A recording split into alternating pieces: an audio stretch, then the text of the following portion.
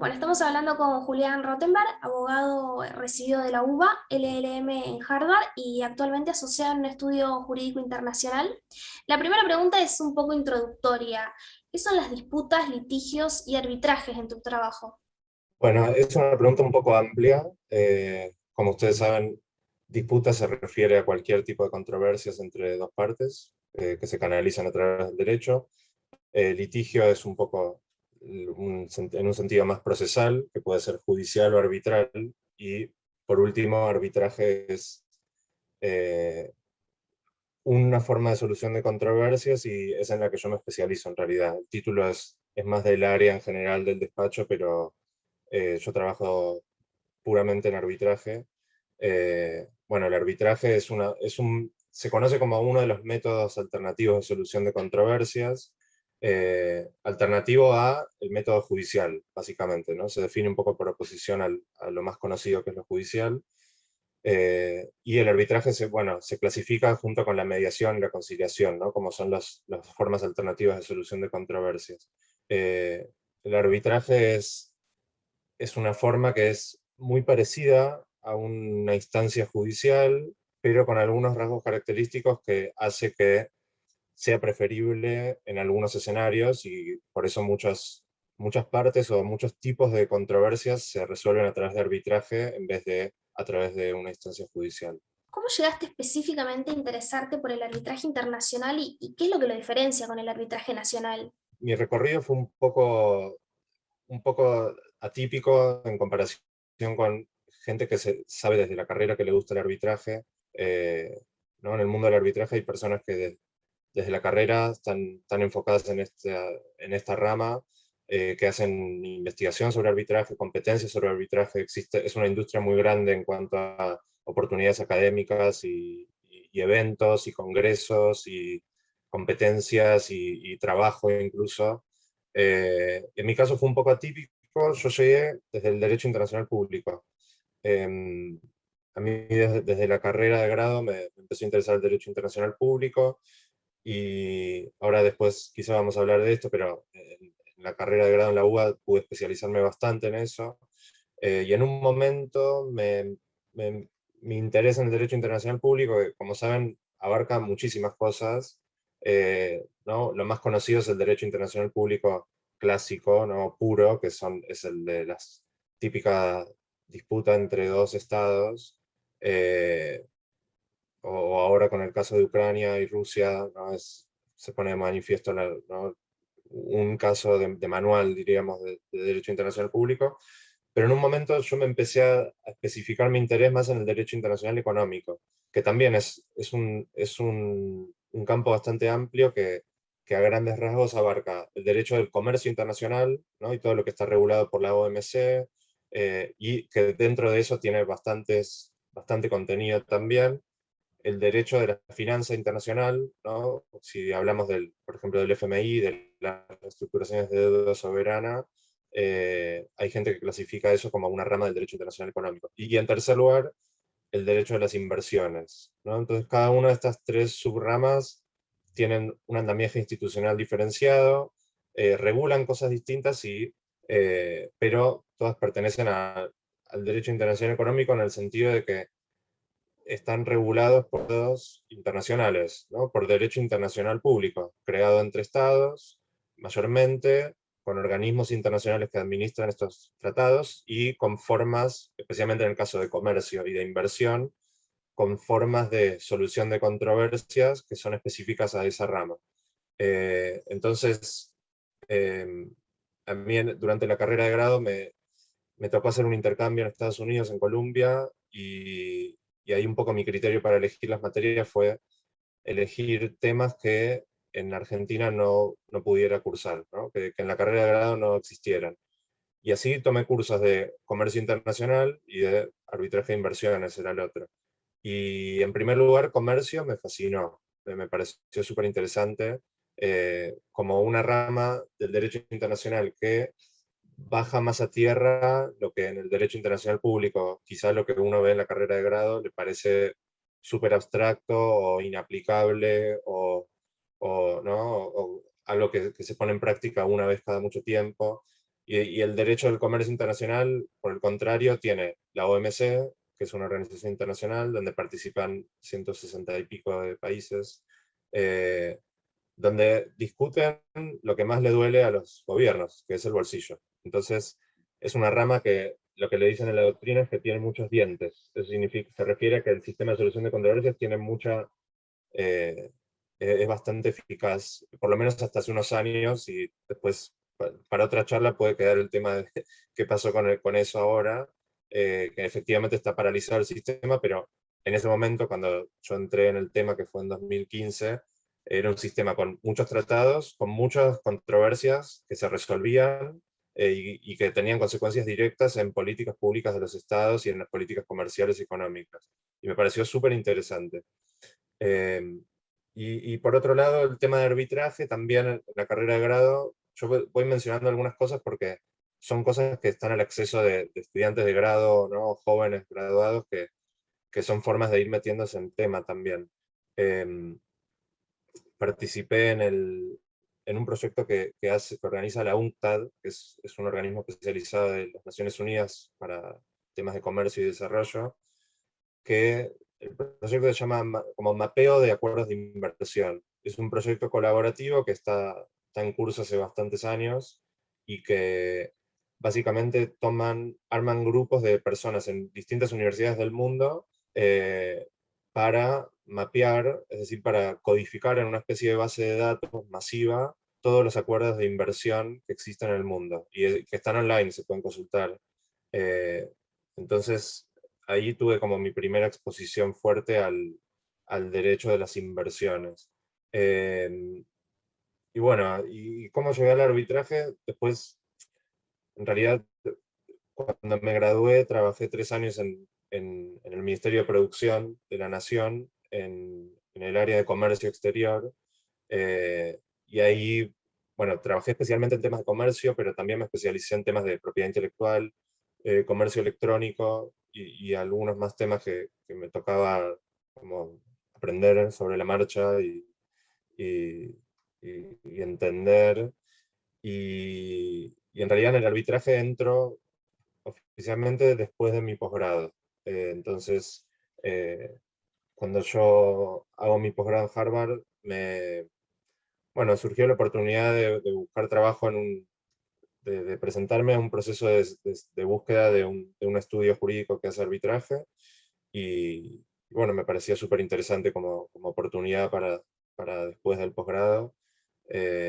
Y así fue que llegué a trabajar en arbitraje en realidad. Así que mi camino es un poco distinto quizá a otra gente les va a contar, al tercer año de carrera me di cuenta que arbitraje era lo que más me gustaba, y bueno, un poco los envidio a ellos, eh, pero a veces la carrera y los distintos trabajos te van exponiendo a distintos temas, y despertando la curiosidad por cómo esos temas se ramifican hacia otros, y es interesante ver a dónde llega, ¿no? También eso.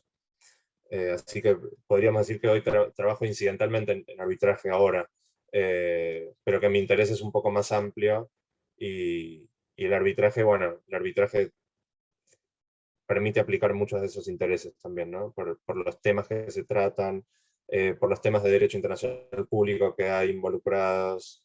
eh, bueno, después podemos profundizar en eso si les interesa. ¿Qué tiene de diferente Harvard? ¿Qué te aportó que no aportaría una maestría en Argentina? Me faltó responderte que era un arbitraje internacional, pero, pero le digo rápido. Eh, por si alguien no lo sabe, aparte yendo un poco más atrás, el arbitraje, lo que define el arbitraje es que los conflictos son resueltos por árbitros, puede ser uno, dos, tres, cinco, en general es un número impar, que generalmente son designados por las partes y que toman una decisión que las partes se comprometen a acatar como obligatoria, como si fuera una sentencia judicial. Esa es como la definición de arbitraje. Después existen distintos tipos de instituciones o formas de establecer tribunales arbitrales y distintos tipos de disputas donde surgen los arbitrajes. Eh, a nivel internacional, como el arbitraje se divide en arbitraje comercial y arbitraje de inversión. El arbitraje comercial son disputas entre compañías privadas, o en general disputas bajo contratos, donde se aplica un derecho de fondo en general de algún país que se elige en el contrato generalmente, y el arbitraje de inversión se refiere a arbitrajes entre compañías y estados soberanos, que en ese caso se regulan en general, puede ser bajo contrato o bajo tratados de inversión, que son tratados internacionales entre estados que prevén la jurisdicción arbitral para cualquier disputa, y donde en general se aplica derecho internacional público. Se aplica el tratado y se aplica a veces principios de derecho internacional. Y en realidad lo que hace un arbitraje internacional es que haya un componente internacional, ¿no? Ya sea que las partes sean de distinta nacionalidad, o que, bueno, que se aplique el derecho internacional, eso lo hace internacional desde ya, o sino que sean partes de distintas jurisdicciones que constituyan un arbitraje en otra jurisdicción o aplicando un derecho extranjero, así como diciéndolo en dos líneas. Y perdón que les desordené un poco el cuestionario, pero ¿qué me dio la maestría? La pregunta es que no daría otra maestría en Argentina, ¿no? Eh, Creo que los máster en Derecho, eh, hay distintos tipos de maestría en Derecho, ¿no? Hay posgrados que son para especializarse en un tema, ¿no? Por ejemplo, existen maestrías en arbitraje, eh, que existen afuera, o en derechos humanos, o en derecho empresarial, o en derecho internacional público, o bancario, lo que sea. Eh, Harvard lo que tiene, así como muchas otras universidades, es que el programa de LLM es abierto, entonces uno puede elegir todas las materias que va a hacer. Hay solo una o dos materias obligatorias que son sobre derecho estadounidense. La oferta de cursos que hay es amplia, a uno le agarra como FOMO, porque ves la oferta y tenés que elegir 8 o 9 cursos, pero hay 500. Y ya uno empieza a pensar, esta me la voy a perder, esta no voy a llegar a hacerla. Entonces ya la oferta de cursos, solo de la Facultad de Derecho, es inabarcable. Y encima uno tiene la posibilidad de cursar materias en otras facultades. Está la Escuela de Gobierno en Harvard, por ejemplo, que es la Kennedy School, que es súper famosa. Tengo compañeros que cursaron materias ahí, o en el MIT, más sobre economía o de tecnología. Y la verdad que uno puede armarlo como quiere. Puede armarlo para hacer un mix de distintas cosas, para especializarse 100% en un tema. Y eso te da mucha libertad y te permite jugar un poco con quizá algo que te interesa, pero no tanto para hacer un posgrado especializado en eso. Puedes tomar una materia o dos, o un seminario, o bueno, etcétera. Y lo otro que tiene Harvard en especial, me parece, es que es un polo de atracción intelectual muy fuerte, ¿no? Más de lo que uno creería incluso. Entonces el movimiento que hay académico, intelectual, político, eh, de ONGs, de gobierno, la gente que pasa por ahí todo el tiempo es casi como inigualable. Entonces uno está cursando y se entera que a la tarde hay una charla puede ser el fundador de una empresa muy conocida, puede ser un juez de la Corte Suprema de otro país. Entonces eh, vas a escuchar a un juez de la Corte Suprema de India o de Israel, o un expresidente, o un entrenador de la NBA. Todos estos son ejemplos reales, que todos pasan mientras uno está con la rutina de estudiar, leer, ir a la clase. Entonces es súper estimulante, ¿no? Escuchar, poder ver a gente tan diversa, o sea, referentes y también pares, ¿no? Porque incluso los estudiantes de Derecho en Estados Unidos en general llegan a la Facultad de Derecho siempre después de tener otro título de grado, y en muchos casos después de haber trabajado de otra cosa antes de llegar a la Facultad de Derecho. Entonces, incluso los compañeros de clase son o economistas, o matemáticos, o programadores, o ingenieros, eh, y la cabeza que tienen para pensar el derecho es muy distinta de la que tenemos nosotros a los 18 recién salidos de secundario. Y eso es súper enriquecedor. Leía libros o artículos de profesores de afuera que están inventando el tema, y ahí uno cursa con esa gente te da la clase. Y eso es muy impresionante, ¿no? Gente que son los que están impulsando ramas nuevas del derecho, o publicando sobre temas nuevos son los que te lo están explicando en vivo y lo están desarrollando en vivo. Y eso es, eh, para quienes nos gusta estudiar, es muy interesante. Bueno, Julián, buenas tardes. Es un placer tenerte acá. Yo quería preguntarte o quería saber más o menos que nos cuentes un poquito cómo es el proceso de aplicación para entrar a Harvard, qué documentos a grandes rasgos tuviste que presentar en el proceso de aplicación y cómo fue el proceso concretamente de selección. Si podrías contarnos un poquito, sería fantástico. Gracias. Sí, claro. Bueno, en general, en general la gente que aplica a un posgrado aplica a varias universidades, ¿no? Yo apliqué a varias y los procesos son bastante parecidos en todas. Tienen, en general, los procesos de application, lo voy a decir más en general porque puede servir también, de los LLMs, tienen la fecha, los deadline para presentar los materiales son en general entre noviembre y diciembre, o a mediados de noviembre. eh, Creo que el de Harvard, que era de los primeros que tuve, fue a fines de noviembre. Son como entre mediados de noviembre y fin de año o enero, son los plazos para presentarse. En general, las applications exigen algún tipo de ensayo personal, eh, que en la mayoría de los lugares es solo como una carta de motivación, digamos, un poco más elaborada, ¿no? Explicando eh, quién sos, qué hiciste hasta ahora. Es un poco como lo que muestran en las películas cuando aplican al college, ¿no? Que están más hollywoodenses, que están los chicos juntando actividades extracurriculares para parecer más, no sé, candidatos más atractivos.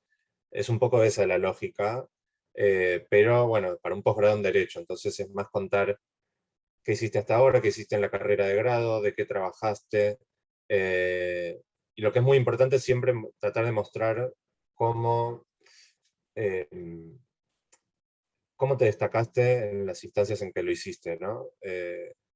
Cualquier actividad extracurricular en la carrera, por ejemplo, de investigación o de docencia, eh, publicaciones, cosas que hayas hecho en el trabajo, hitos que hayas tenido ¿no? en la carrera académica o laboral, son cosas que hay que saber presentarlas bien de una manera que se vea atractiva y después un poco es mostrar por qué querés ir a estudiar a ese programa. Entonces, en general se valora bien que uno entienda qué ofrece ese programa y por qué uno es un buen perfil para estudiar ahí, cómo uno puede contribuir también a esa comunidad, ¿no? A la cohorte del año siguiente, qué cosas a uno le interesa hacer ahí, con qué profesores le interesa estudiar, eh, también qué te interesa hacer después, ¿no? Y entonces cómo hacer ese posgrado te va a ayudar para tu siguiente paso, ¿no? Por ejemplo, yo quiero trabajar de tal cosa, o mi sueño es,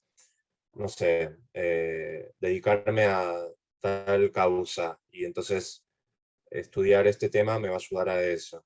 Y ahí, bueno, varía también, ¿no? Si es un programa específico sobre un tema, va a ser más orientado a eso. Si es un programa más abierto, eh, bueno, hay que ver cómo se presenta. Em, y después algunas universidades requieren un ensayo más de fondo, de un tema sustantivo, y Harvard es una de ellas. Entonces Harvard te exige, además del personal statement normal, ¿no? Contando tu trayectoria de vida y por qué querés ir ahí, un ensayo jurídico, corto, como de 1000 o 1500 palabras, sobre un tema cualquiera de elección, em, planteando un tema y cómo lo solucionarías. Y es un ejercicio súper interesante, un poco estresante también porque eh, bueno, es como un examen que uno tiene mucho tiempo para hacerlo, pero sobre el tema que quiere, y en general es como un ensayo que se busca cierto grado de investigación, no es hipotético, ¿no? No es un posteo de blog, es un poco más que un blog y un poco menos que un ensayo, digamos. Presentando un tema, puede ser cualquiera, ¿no? Y proponiendo un enfoque para encararlo, o los argumentos posibles que hay, mostrando las distintas ramificaciones del tema. Así que eso es como lo más demandante que tienen todas las applications. Después, todas exigen acreditar un nivel de inglés, entonces exigen tener el TOEFL, que algunas universidades exigen un puntaje mínimo también, que eso hay que hacerlo con tiempo, porque a veces, como hay pocos turnos para rendir el TOEFL, depende de la ciudad donde estés, y hay que sacarse el puntaje que piden y no sé qué. Incluso piden un mínimo por sección. El TOEFL tiene creo que 4 o 5 componentes, tipo reading, writing, listening, no sé qué, y exigían creo que 20 o 25 mínimo en cada una. Así que sí, eso hay que, mucha gente lo hace 2 veces hasta sacarse la nota mínima. Y, pero bueno, después de exámenes es eso, es bastante, o sea, está bastante accesible en comparación con otros posgrados que exigen dar, por ejemplo, el GRE, es un examen estandarizado de matemática. eh, y bueno, hay que mandar todos los documentos que hay que mandar son el título de grado, el analítico, principalmente eso, el analítico, el título de grado, a veces el- la constancia de matriculación, a veces ayuda, pero no suele ser requerido. Todo con traducción, ¿no? Con- algunos con traducción propia alcanza, otros con traductor público, hay que revisar bien como las especificaciones de cada lugar. eh, pero bueno, desde Argentina a veces es un poco estresante, ¿no? Enviar todo ¿no? en un courier, esperar que llegue, esperar que uno confirme recepción. Pero lo que también puedo agregar es que existe un portal que usan casi todas las universidades de Estados Unidos que se llama LSAC, que es como una ventanilla única para las applications. Entonces, vos creas tu perfil en ese portal y los documentos se mandan una sola vez a esa empresa, y cada universidad los toma de ahí. Entonces, después, como la parte analógica de mandar los papeles se hace solo una vez ahí. Bueno, debería decir además que ahora con la pandemia no sé si algo de esto cambió. Sé que en las applications de los últimos años aceptaban mandarlo electrónico, y después de las aceptaciones hay que mandarlo en papel o una cosa así, pero bueno, en el momento se ve estresante, pero es solo estar organizado, planearlo con tiempo y se puede. En este sentido, ¿con cuánto tiempo de anticipación crees o aconsejas que se tiene que preparar una postulación desde tu experiencia? Es muy personal eso, pero pensando que un deadline es en noviembre, y yo diría que es un proyecto que toma como medio año más o menos, así generalizando, y es como un trabajo part-time adicional durante medio año, porque hay que estar encima de los plazos. Bueno, yo siempre lo hice de forma muy metódica, pero hay gente que lo decide un mes antes, hace la postulación, la manda, llega con un poco de nervios a mandar los papeles, todo, entra. Yo no podría con la tensión de estar en esa situación, pero eh, en general para poder estar mandando la postulación en noviembre o a fin de noviembre, hay que por lo menos decidirlo unos meses antes para conseguir turno para rendir el TOEFL. Hay gente que termina yéndose no sé, a Mar del Plata, de Buenos Aires a Mar del Plata o a otro lado, porque hay un número finito de lugares que toman el TOEFL y con lugares limitados. No sé, en mi caso yo lo empecé como al principio del año, el proceso, en marzo, abril, como al principio del año lectivo sería. Eh, con tiempo empecé de a poco a preparar las cosas, a juntar los documentos, a veces también en la UBA, bueno, quizá en otros lugares no tanto, pero conseguir copias de todo lleva 2 o 3 semanas, ¿no? El analítico, otra cosa muy importante, el certificado de ranking, eso la mayoría lo pide. El certificado de ranking, por si nunca lo pidieron, es una constancia que se da, por lo menos en la UBA lo da, no sé si registro de alumnos o decanato, que se pide así como el analítico, que dice el promedio final que uno tuvo y en qué puesto está de todos los graduados de esa promoción. Y eso las universidades de Estados Unidos, muchos lo piden, y es importante el promedio y el ranking. Y son todas cosas que hay que saber dónde ir a pedirlo, a veces tarda, a veces vienen las vacaciones de invierno y pasa más tiempo sin que sin que te lo den, así que con más anticipación uno lo haga, llega más tranquilo y se puede ocupar más de hacer la parte difícil, que es la producción, ¿no? Eso es quizás como lo más importante. Bueno, Juli, otra cosa que queríamos saber es, posterior al posgrado, ¿qué puertas en el mundo laboral se te abrieron? Y conectándolo con la próxima pregunta, ¿qué es lo que, qué es lo que te aporta el posgrado, sea nacional o internacional, en tu carrera de grado? ¿Cuál es el aporte que le da hacer un posgrado, un magíster? ¿Y qué salidas laborales diferentes tienen? No, creo que un poco de esto decía antes, que un posgrado te permite, en algunos casos, especializarte en un tema que te interesa o al que ya tuviste exposición antes, pero eh, bueno, es una oportunidad, puede ser una oportunidad de formación en un tema específico o en un área que quizá en la mayoría de casos en la carrera de grado uno no tuvo la oportunidad. Eh, entonces, poder dedicarse un año o 2 años, lo que sea, a estudiar esa área te da un conocimiento mucho más, no sé, más profundizado, te permite concentrarte más en eso.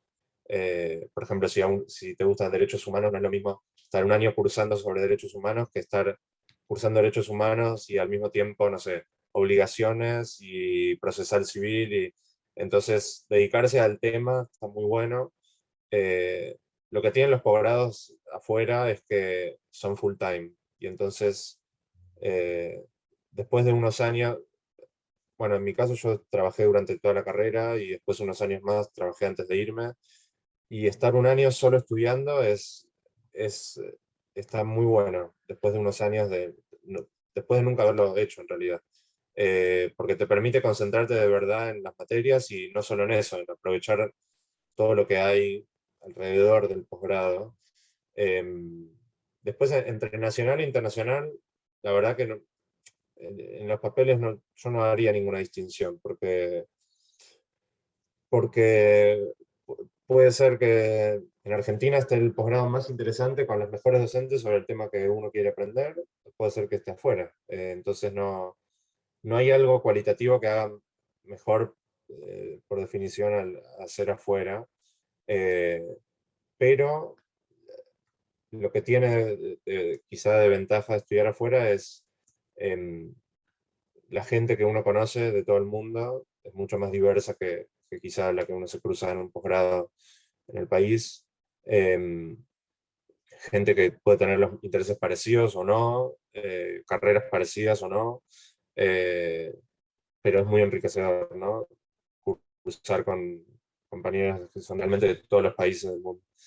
Eh, y después, a la hora de la salida laboral, sí creo que hay una diferencia que, o sea, lo digo, pero como algo con lo que no me parece bueno, pero lamentablemente es así, que es que en muchos lugares donde uno aspira a poder trabajar, que son internacionales o que están afuera del país, es difícil llegar, o es difícil acceder a una oportunidad eh, si uno no pasa primero por algún, no sé cómo decirlo, por algún proceso educativo afuera.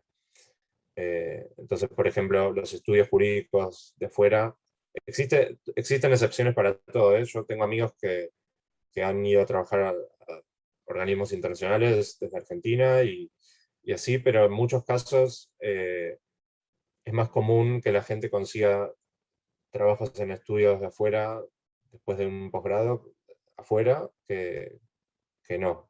Y eso es algo que ilustra un poco como la desigualdad, no sé, geopolítica que tenemos los abogados no sé, por lo menos de Argentina o de Sudamérica en general, que, bueno, tenemos que ir a hacer un posgrado ahí para, para estar más o menos en condiciones parecidas a un abogado de Estados Unidos, ¿no? Y de hecho uno se puede matricular en Estados Unidos después de hacer un posgrado allá, y en otros países también, pero bueno, entonces a la hora de la salida laboral hay mucha diferencia, y de nuevo, lamentablemente. Eh, pero bueno, es un poco así. Y y no solo en el sector privado, ¿no? En organismos internacionales, en ONGs internacionales, en think tanks, en empresas. Bueno, suelen reclutar gente de universidades de allá, o de Europa o de Estados Unidos, más que de otros lugares.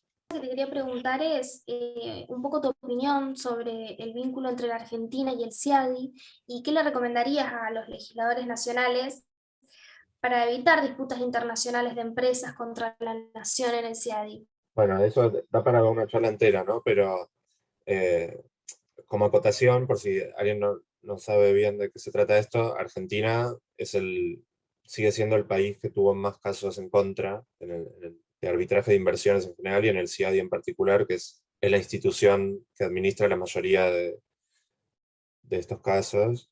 Eh, y con eso me meto en la pregunta, que es, en realidad no sé si se puede decir que hay un vínculo del CIADI en sí con Argentina. El CIADI en realidad es una institución que,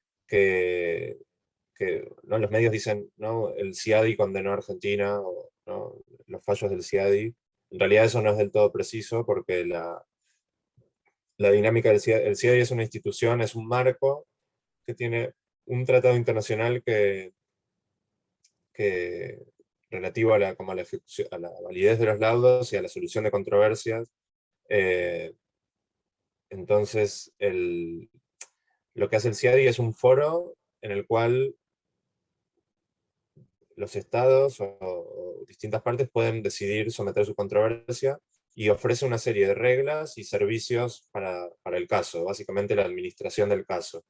Entonces el CIADI es más como es más la sede de los casos que una institución que decide los casos, porque, como decía antes, cada arbitraje se decide por un tribunal que se constituye ad hoc solo para ese caso, que sí, puede aplicar las reglas CIADI, pero las reglas CIADI es un reglamento, es como un código procesal en realidad.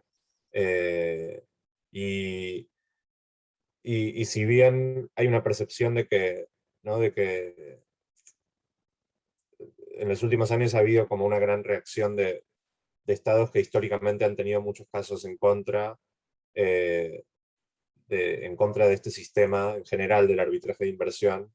eh, los estudios empíricos no son concluyentes, ¿no? De si realmente el sistema perjudica más a los estados que a los inversores, y de hecho hay algunos estudios que han concluido que, estudiando el total de casos que hubo resueltos, que los estados ganaron más casos de los que perdieron.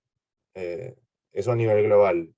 Después, si uno va país por país, puede ser distinta la situación. Eh, y en el caso de Argentina, bueno, la mayoría de los casos que ha tenido son derivados de la crisis de 2002, 2001-2002, de las medidas tomadas durante la crisis en realidad, eh, y que en muchos casos se trataba de medidas que afectaban situaciones donde había contratos que establecieron condiciones que la crisis volvió impracticables, ¿no? Entonces, es un poco no sé si es difícil decir qué puede hacer el Poder Legislativo en realidad, porque muchas de las medidas que terminan siendo, y hablo en abstracto, ¿no? No por Argentina, pero muchas de las medidas que terminan siendo objeto de reclamos arbitrales no son necesariamente legislativas. Puede pasar, pero en muchos casos son actos, pueden ser bueno, pueden ser de cualquier órgano del Estado en realidad, pero en muchos casos son decisiones del Ejecutivo, decisiones o de expropiar una compañía, o regulaciones como infralegales que, que inversores consideran que afectan sus derechos, incluso judiciales. Hay muchos casos donde ha habido medidas judiciales que dieron lugar a reclamos. Entonces, no sé si hay un consejo posible, es más, la idea es, eh, hay algo que hablan más, está muy en boga en Estados Unidos ahora con el tema climático, que es como el risk management, ¿no? Creo que en muchos casos, cuando un gobierno toma una medida, el, la evaluación de riesgo no toma en cuenta los tratados de inversión, ¿no? Entonces, en muchos casos toma una medida sin evaluar con tanto nivel de detalle si eso puede dar lugar a un reclamo o no. O en muchos casos, estados son conscientes de eso, entonces, por ejemplo, en ciertos contratos exigen que una contraparte privada, no sé, o desista o renuncie al foro arbitral. Entonces, eh, bueno, es un poco es una pregunta más de desarrollo económico también, ¿no? Si lo que se hizo en los 90 para atraer inversiones es la única forma de atraer inversión extranjera, ¿no? Ofreciendo garantías de poder ir a un arbitraje o no. En fin, es súper amplio. Te hago una pregunta. Luego de haber vivido todas estas experiencias académicas, como en Columbia, en Harvard, en la Universidad de Nueva York, y luego de haber, digamos, visto todos estos planes académicos de estas universidades en particular, ¿consideras que habría que hacer algún cambio al plan académico de la Universidad de Buenos Aires? Mira, la carrera de grado de la UBA tiene algo que es único en todo el mundo, salvo en Estados Unidos, que es el CPO, que creo que, no sé si existen otras facultades en Argentina que tengan algo parecido. Es decir, la posibilidad de la mitad de la carrera elegir las materias que cursás, y eso es excelente. En mi caso, siguiendo la orientación de internacional público, el CPO me dio una base súper sólida en internacional público que estoy seguro que quizá en otra facultad no hubiera tenido la chance de cursar tantas materias sobre derecho internacional público. En ese sentido, el CPO es como una mini maestría que vos haces antes de graduarte. Además de todas las materias para tener el título de abogado, estás cursando 1 año y medio quizá de la orientación que te gusta. Eh, y eso sumado a ¿no? las oportunidades de intercambio, de las competencias, de actividades de investigación que hay. Entonces, eso está súper bien, eso no lo cambiaría.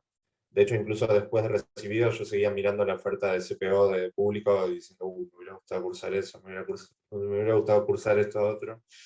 Eh, Dicho eso, no sé si esta apreciación aplica también a otras orientaciones, pero porque no conozco tanto. Creo que, por ejemplo, sé que en penal sí hay un nivel de especialización altísimo en el CPO, pero no lo sé en otras orientaciones. Y creo que una cosa que tiene la carrera es que es un poco un disco rayado esto, pero como la práctica no está muy metida en la formación. Es decir, que incluso en universidades de Estados Unidos está esta preocupación de que cuando uno después sale a trabajar, nada de lo que tiene que hacer lo aprendió en la carrera. Y lo que le enseñan en la carrera tampoco sirve para el examen de la matrícula, ni tampoco para los temas de fondo o temas prácticos, cotidianos que uno tiene que hacer. Y bueno, en la carrera de la UBA, ¿no? La primera oportunidad práctica real es la práctica, o del práctico, mejor dicho, que es al último año de la carrera. Y entonces, no sé, quizá más formación práctica puede ser una cosa que se repite mucho. Otra cosa es quizá el orden bueno, las materias que son parte del ciclo obligatorio, eh, creo que podría haber una discusión de cuáles deberían ser, ¿no? Hay materias muy específicas que son obligatorias para la carrera que quizá no está tan claro que sean indispensables para ser abogado, ¿no? Y quizá el orden de las correlativas, esto por experiencia, ¿no? Pero, qué sé yo, cuando cursé obligaciones no entendí nada, porque era todo súper abstracto, eran clasificaciones de cosas que uno no podía ver a qué se aplica. Y recién al año siguiente, cuando ves contratos, entendés, ok, si el contrato era de esta forma, era una obligación de tal tipo, y así sucesivamente. Entonces, eso por un lado. Pero creo que otra cosa muy importante que falta en la carrera es tener más exposición a cosas reales que hacen los abogados en el mundo, fuera de la carrera. ¿Y qué quiero decir con esto?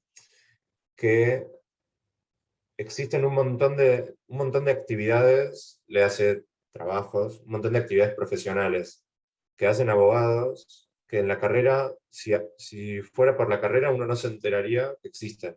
Toda la labor legislativa, toda la gente que está involucrada en la labor parlamentaria en general, tiene formación jurídica, pero eso, en la carrera no existe esa formación. Creo que en el CPO hay quizá algún curso sobre derecho parlamentario, ¿no? Sobre cómo se hacen las leyes, básicamente, pero hay un montón de lugares en el sector público, en el sector privado, donde hay abogados involucrados y que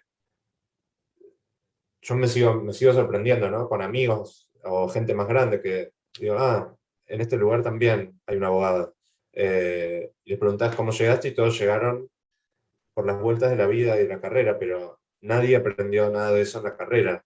Tengo amigos que trabajan, por ejemplo, en bancos, en áreas jurídicas de bancos grandes, o en empresas de tecnología, o mismo en el sector público.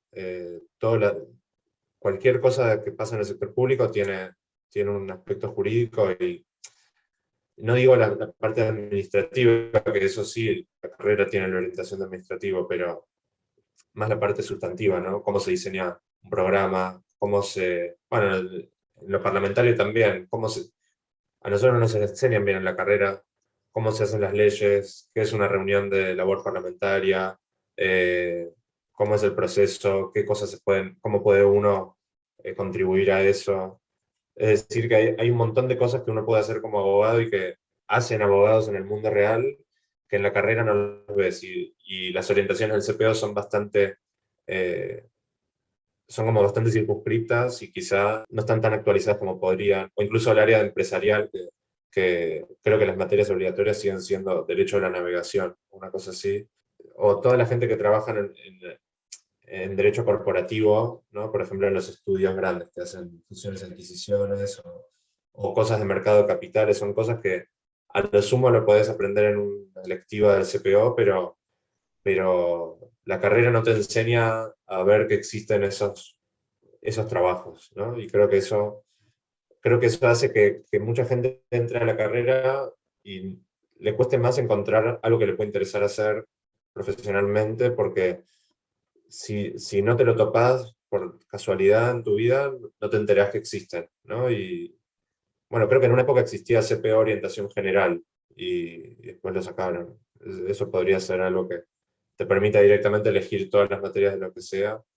Eh, pero bueno, es un poco es un patrón un poco común como a todos los sistemas continentales, ¿no? Que la formación es muy dividida por materia codificada, y la parte práctica termina un poco relegada, o la parte más profesional queda para el final. Eh, pero sí, la posibilidad de elegir es muy buena igual. Obviamente no íbamos a dejar de mencionar el último tópico que todo el mundo está hablando, que es el caso Roe versus Wade, y todo lo que generó, revolviendo un poco el viejo debate de qué es mejor, el sistema anglosajón o el romano. Y bueno, ¿qué pensás que es mejor, nuestro sistema de derecho positivo, que es más seguro jurídicamente, o crees que el anglosajón sería un fiel reflejo de los cambios sociales o el capricho de un juez? ¿Qué es lo que pensás de esto? Bueno, primero vamos a aclarar que a fecha de hoy, que es viernes 6 de mayo, día que estamos grabando esto, todo lo que pasó con Roe v. Wade hasta ahora es que se filtró, ¿no? Un borrador de una opinión, de un voto de uno de los jueces de la Corte Suprema, que no está claro, ¿no? No está claro si el fallo definitivo va a ser así, o, bueno, si efectivamente van a no sé cómo sería en español, derogar o revocar el precedente de Roe v. Wade. Pero otra aclaración que es muy interesante para hacer en este tema es que lo que pasó con Roe v. Wade en realidad pasa desde que salió el fallo. Y incluso en ese momento hubo ciertos sectores que aún a favor del derecho al aborto, eh, cuestionaron que fuera reconocido a través de un fallo y no a través de una ley. ¿Por qué? ¿Qué pasa? Como decías vos, el hecho de que haya sido reconocido a través de un fallo de la Corte significa que otro fallo de la Corte puede cambiarlo. Y eso a la vez dio lugar a toda una agenda como del sector republicano más conservador, que fue llenar la Corte de jueces que quieran derogar Roe v. Wade. Y de hecho es un tema que está en todas las audiencias de confirmación de jueces de la Corte Suprema desde los 70, está la pregunta sobre Roe v. Wade.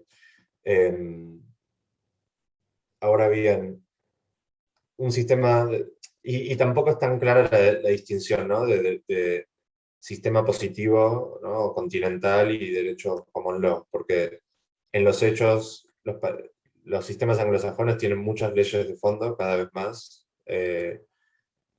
incluso codificaciones de cosas que venían de la jurisprudencia, y nuestro derecho tiene cada vez más efecto, tiene más precedente, ¿no? Entonces, si uno estudia la jurisprudencia de la Corte Suprema Argentina, en muchos temas, los temas, o sea, dónde está el derecho hoy sobre ese tema, hay que verlo en el precedente de la Corte, y la Corte misma no tiende como a autocitarse. Pero a veces también la Corte hace un giro de 180 grados en, la, en, la, en su postura sobre un tema, así como en Estados Unidos también lo hace, y eso cambia qué dice el derecho sobre ese tema. Entonces creo que los dos, obviamente los dos sistemas tienen sus riesgos. Nada, el sistema de Estados Unidos, más allá de la división de common law y sistema civil, tiene otra distinción que es la separación vertical, ¿no? De Estado federal y los estados, que es algo muy contraintuitivo para nosotros. Incluso siendo de un país federal como Argentina, el nivel de competencias no delegadas que tienen los estados en Estados Unidos es muchísimo mayor que lo que tienen las provincias argentinas. Entonces, hay muy poco derecho de fondo federal en Estados Unidos. Y un poco la discusión que ahora traen Roe v. Wade, o lo que aparentemente decía este borrador que se filtró, no es que se revoca el fallo, sino que tiene que ser decidido por cada estado, o por cada legislatura estadual. Ahora el riesgo que eso trae es que, como pasó en los últimos años, muchos estados adoptaron leyes muy restrictivas del aborto, o efectivamente terminaron haciendo cerrar las únicas clínicas donde se podía hacer una interrupción del embarazo ahí. Entonces, eh, la verdad que no sé, es muy difícil decir, prefiero un sistema al otro. Sí puedo decir que habiendo sido formado en uno, hay muchas cosas, muchas intuiciones de sentido común jurídico que uno tiene que se ven desafiadas cuando estás en el otro, cuando escuchas del otro, ¿no? Yo estudié constitucional en el LLM y había discusiones como bolillas del programa que decían, no puedo creer que esto es una discusión. O sea, que haya habido todo un case law de la Corte Suprema sobre este tema que en Argentina estaba resuelto hace 100 años, y a otros temas que nosotros no tenemos ni cerca de tener establecido cuál es, ¿no? La ley, o cuál es el derecho vigente, y ellos lo tienen súper claro. Entonces, eh, es complejo, es complejo.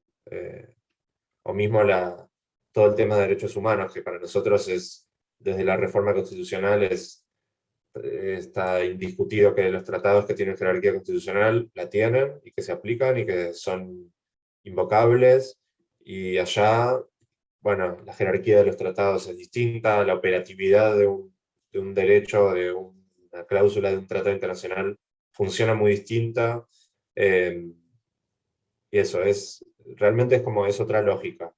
Y es muy interesante también estudiar en esa lógica, porque las discusiones van por carriles técnicamente diferentes, donde hay otros incentivos, otros objetivos de política pública involucrados, otros actores, los actores se canalizan de distinta forma. Bueno, es súper rico también, ¿no? Como aprender del otro sistema. Bueno, muchos apenas empezamos la carrera, apenas empezamos a estudiar, tenemos como ese prejuicio de, bueno, la abogacía es una carrera que no sirve para emigrar, las leyes son nacionales o provinciales, no vamos a emigrar, e incluso si no tenés la suerte de doble matriculación o un amigo en otra provincia que te preste la matrícula, ni siquiera podés ejercer fuera de la provincia. Y bueno, queríamos saber cómo es tu experiencia ejerciendo la abogacía fuera del país. Esto va de la mano de lo que decía antes de la carrera, ¿no? Que es fácil pensar eso si si uno cree que ser abogado solo implica litigar en tribunales, ¿no? Litigar en tribunales de fuero civil, comercial, laboral, penal, lo que sea. Si uno tiene esa visión, es más fácil pensar que no se puede ejercer la abogacía afuera, pero incluso ahí no es tan así, porque en Estados Unidos no es fácil, pero mucha gente se matricula en Estados Unidos para poder ejercer allá. La matrícula es por estado, entonces es un poco más complicado porque hay que cumplir con ciertos requisitos que establece como el colegio de abogados de cada estado. Y en Europa también uno puede convalidar el título y tener matrícula de España. Yo vivo en España ahora, por ejemplo. En España o sea, es asequible, tengo amigos que se matricularon en Inglaterra. Entonces, incluso desde ese punto de vista, se puede ejercer la abogacía en el sentido como más clásico de la profesión liberal eh, en otros lugares. No hay que estudiar toda la carrera de nuevo. Algo con los que estudiamos internacional, algo con lo que nos topamos mucho es, bueno, no solo internacional, cualquier persona que va a estudiar afuera o trabajar afuera es la pregunta, pero son otras leyes, ¿cómo vas a estudiar derecho afuera? Esa es de manual y bueno, en realidad los que hacemos internacional podemos responder, bueno, yo trabajo de internacional, ¿no? Estudio derecho internacional. No importa que en el país sean otras leyes porque no voy a estudiar ese derecho yo.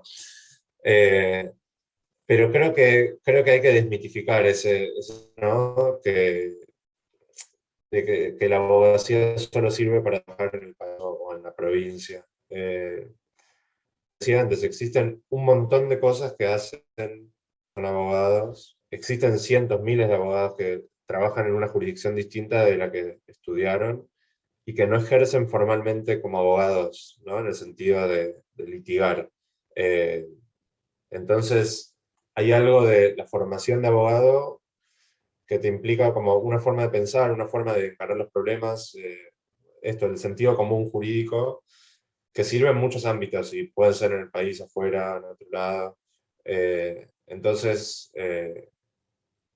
nada, por eso es algo que me da como bronca que mucha gente crea, no, si estudio Derecho solo voy a poder trabajar de esto. Porque yo me sigo sorprendiendo también de conocer gente que es abogada y trabaja de trabajos que no sabía que existían, ¿no? De encontrarse gente que tiene trabajos que uno no sabe que existe hasta que esa persona te lo cuenta. Y, y son cosas que permite la carrera, entonces, no sé, creo que la profesión va a cambiar mucho en los próximos años y también entre esto de la pandemia que, ¿no? Descentralizó un poco, ¿no?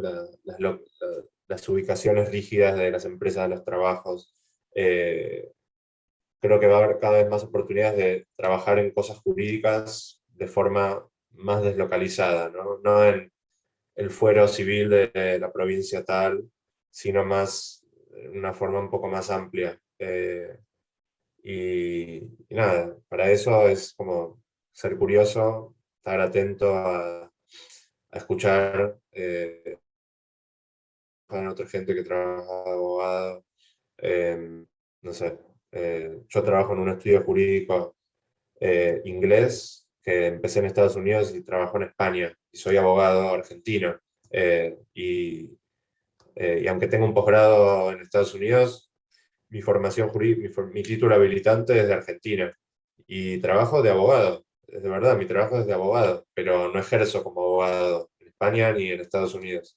Entonces, eh, existen muchos trabajos que no tienen nada que ver con el ejercicio de la profesión, en ONGs, en organismos internacionales, en think tanks, en la academia también, eh, en el sector público, incluso en el propio país o donde sea. Yo les puedo decir, conozco más gente que trabaja de lo que trabajo yo que gente que trabaja litigando en tribunales, porque es verdad. Entonces, para mí ya es algo común, pero entiendo que es, que no es tan intuitivo cuando uno empieza la carrera, ¿no? El hecho de que existan ciertos trabajos, ¿no? uno no se entera si no. ¿Qué textos o autores que de repente viste en Harvard o en Columbia o en la Universidad de Nueva York consideras que estaría bueno verlos en la UBA? Sí, depende del tema. Yo lo que tuve fue, como tuve en Colombia, cursos sobre, tuve cursos sobre comercio internacional y arbitraje que fueron muy interesantes. No sé si hay un tema en especial, pero comercio internacional es un tema que, que quizás no tiene tanta visibilidad. En las universidades de Argentina se estudia quizá más aduanero, ¿no? Más como la parte más interna de eso, pero es una rama del derecho internacional que tiene muchísima actividad académica e intelectual, así. Mismo el arbitraje también es una rama académica que súper activa. Eh, y bueno, un poco de la mano de lo que les decía antes, tuve una materia en Colombia que se llamaba legislación. Entonces la mitad del curso era sobre el proceso legislativo de Estados Unidos, ¿no? Pero era súper interesante porque veíamos casos de estudio de procesos de sanción de ciertas leyes y de discusiones que aparecieron o litigios que hubo en torno al proceso legislativo, eh, que me parece algo súper interesante que en Argentina vivimos con eso porque abrís el diario y es el Congreso de esto, senadores lo otro, diputado dijo esto. eh, y creo que no existe como una rama académica propia, ¿no? Como el derecho del proceso legislativo. Eso me parece súper interesante. Y después en Harvard lo que tuve muy interesante fue, yo un poco elegí orientar mis cursos a temas más de tecnología, ¿no? Un poco de regulación de temas tecnológicos, pero también de cómo la tecnología afecta al mundo jurídico. Eh, entonces, por ejemplo, tomé una materia que era se llamaba redes sociales y el derecho. Entonces era una materia sobre, ahí descubrí una rama nueva que se está desarrollando que se llama el derecho de plataformas, Platform Law, que se refiere a, bueno, y el tema está muy en boga ahora por lo que pasó en Twitter, por, ¿no? La censura de la cuenta de Trump, o no sé si censura, la desactivación de la cuenta de Trump. Ahora con el tema de la desinformación también, de las campañas electorales, o de los discursos de odio, o de los discursos violentos. Existe toda una rama académica que apareció en los últimos pocos años, se dedica a entender cómo las plataformas toman decisiones, qué implicancias jurídicas tienen las decisiones de las plataformas, es decir, las decisiones de regulación de contenido, cómo dialogan con el derecho local, porque uno tiene, por ejemplo, una plataforma de alcance global, como sea una red social, ¿no? Facebook, Twitter, YouTube, lo que sea, tiene sus propias reglas internas, ¿no? Sus términos y condiciones, y después cada país tiene su propia ley de qué se considera un discurso de odio, qué se considera un discurso o pornografía, entonces no, se tiene que censurar en ciertos casos. Entonces, la interfaz entre la regulación interna de las compañías con el derecho de cada país es súper interesante. Y después la forma en que estas compañías toman las decisiones, considerando el poder que tienen, es algo que se está debatiendo mucho, y más ahora con el anuncio de Twitter, ¿no? De la compra de los más, ¿no? ¿Qué nivel de accountability tiene que tener una plataforma a la sociedad, ¿no? ¿Cuán transparentes tienen que ser? Facebook un poco, en respuesta a estas preocupaciones, hace unos años creó una especie el Oversight Board se llama, es como una especie de corte suprema interna de Facebook que decide, que da decisiones finales sobre casos o sea,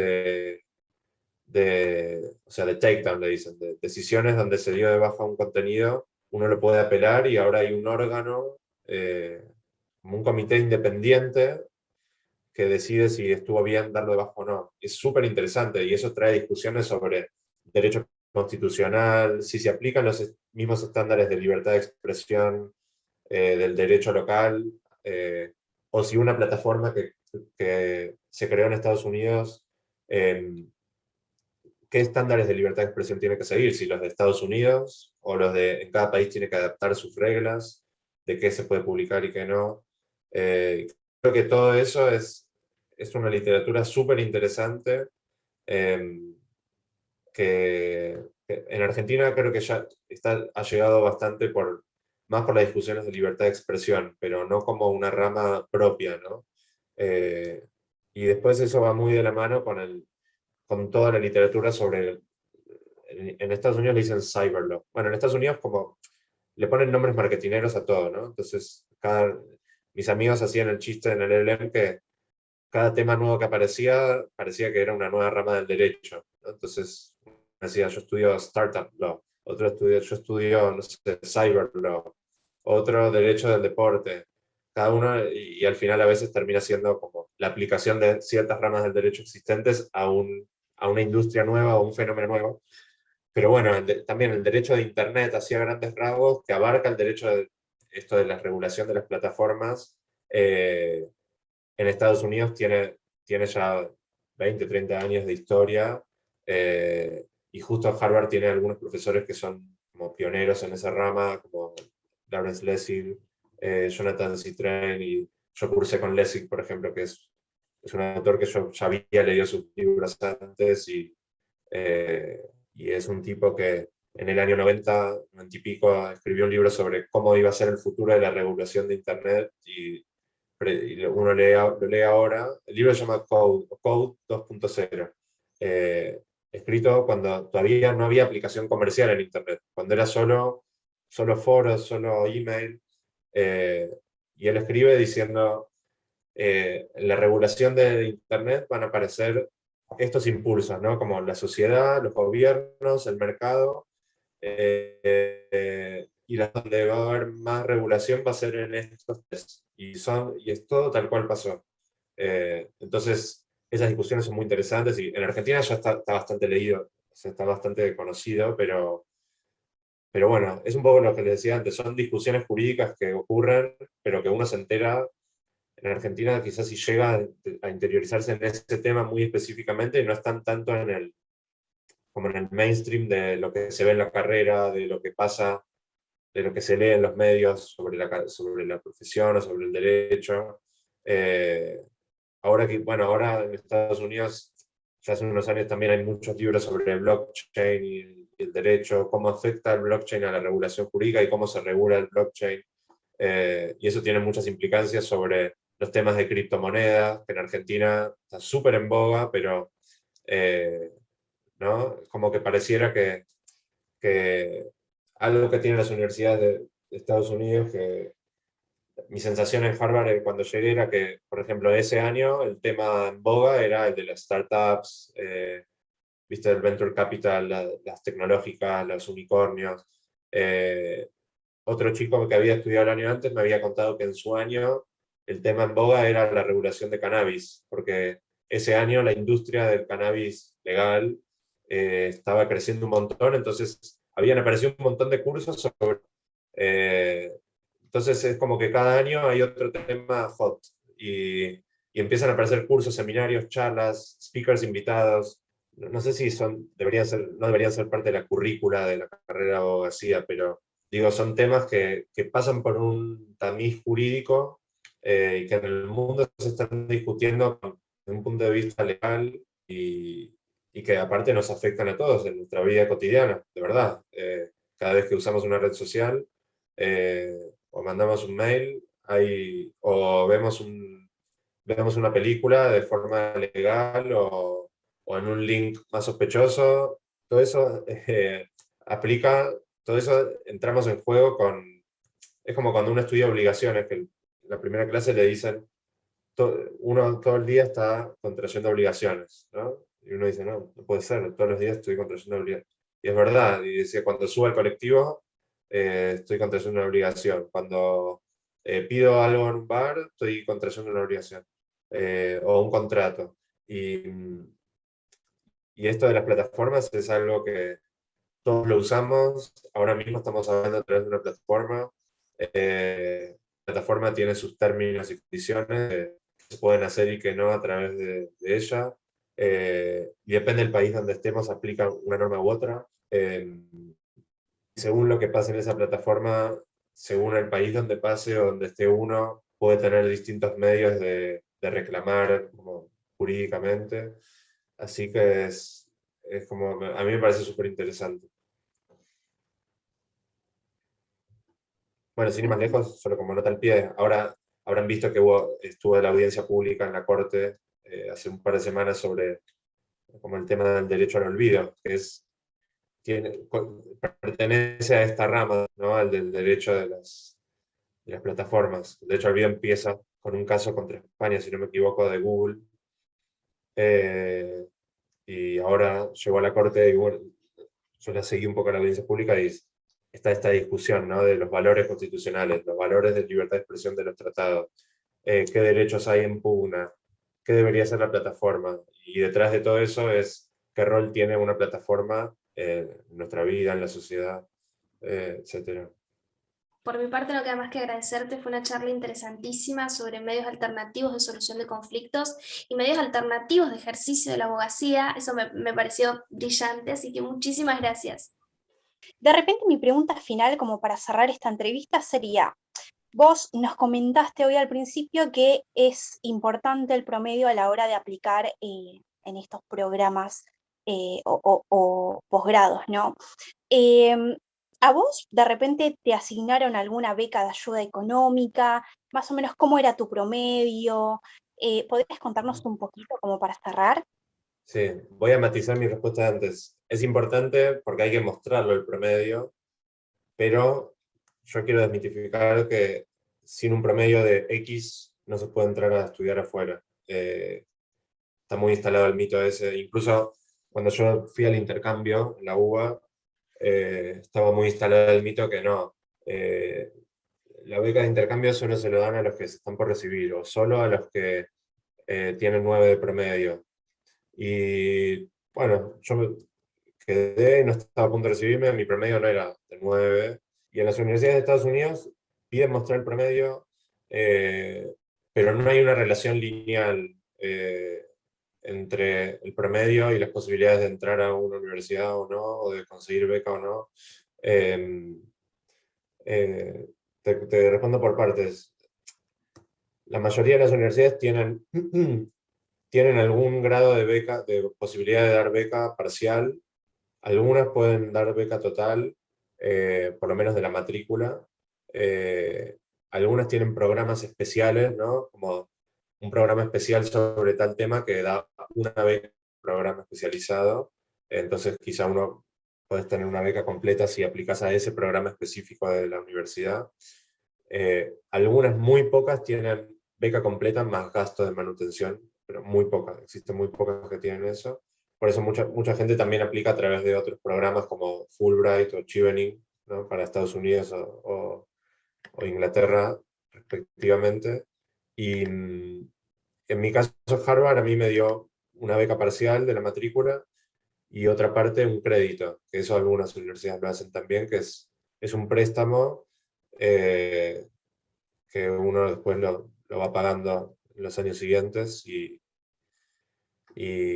sí, es un esfuerzo grande. Tuve mucha ayuda de distintas personas que me ayudaron. La verdad que es una inversión muy grande, ¿no? Hacer un posgrado afuera. Pero hay formas, ya sea Fulbright, ya sea becas de las universidades, ya sea los préstamos que dan algunas universidades. Y el promedio, en mi caso, bueno, se los voy a contar la anécdota, pero yo venía con un promedio muy bueno en la carrera, de, no sé, 8 y pico, 8,60 o algo así. Y cuando me fui al intercambio a Columbia, allá las notas eran era A más, A menos, B más. Y en ese momento la UBA, esto, si alguien de la UBA escucha, es para si hay que revisarlo. Las notas de la materia de intercambio la convertían con una tablita que no seguía la correlación real que hay allá. Entonces las notas se pasaban A más 10, A 9, A menos 8, B más 7, B 6, ¿no? Y así, B menos 5, que la verdad que en Estados Unidos sacarse una B es una nota correcta, es más que un 6, es más como un 7 u 8 en Argentina. Y una A es un 10, no es que la más es 10 y la A es 9. Entonces lo que me pasó es que me saqué varias veces, entonces de golpe, de golpe cuando me reconocieron los puntos me cayeron varios 6 y me bajaron el promedio y después el último año que me quedó de CPO lo remonté un poco y me recibí con 8,15 más o menos. Que no es un promedio, soy el primero en reconocerlo, no es un promedio estelar. Y así todo, nada, cuando uno aplica afuera, el promedio no es determinante, ¿no? Claramente, con un promedio bajo es más difícil, con un promedio muy alto no se garantiza entrar, ¿no? Lo que importa es más el todo, y el promedio más como dando cuenta de que estudiaste, pero si hay otras cosas académicas, otras cosas que hiciste en la carrera de grado que demuestran que fuiste un buen estudiante, como docencia, investigación, publicaciones, intercambio, competencias, todo lo que sea, eh, pesa igual o más que el promedio, ¿no? El promedio es, para mí termina siendo anecdótico. Y bueno, eso es más un todo. El perfil de la carrera de grado, el perfil académico, el objetivo académico, el interés académico, la carrera profesional. Bueno, por lo menos doy el ejemplo de que no es determinante de verdad. Y bueno, les agradezco mucho la invitación. Gracias a vos por tu tiempo, tu buena predisposición y bueno, por todos tus aportes. Muchas gracias.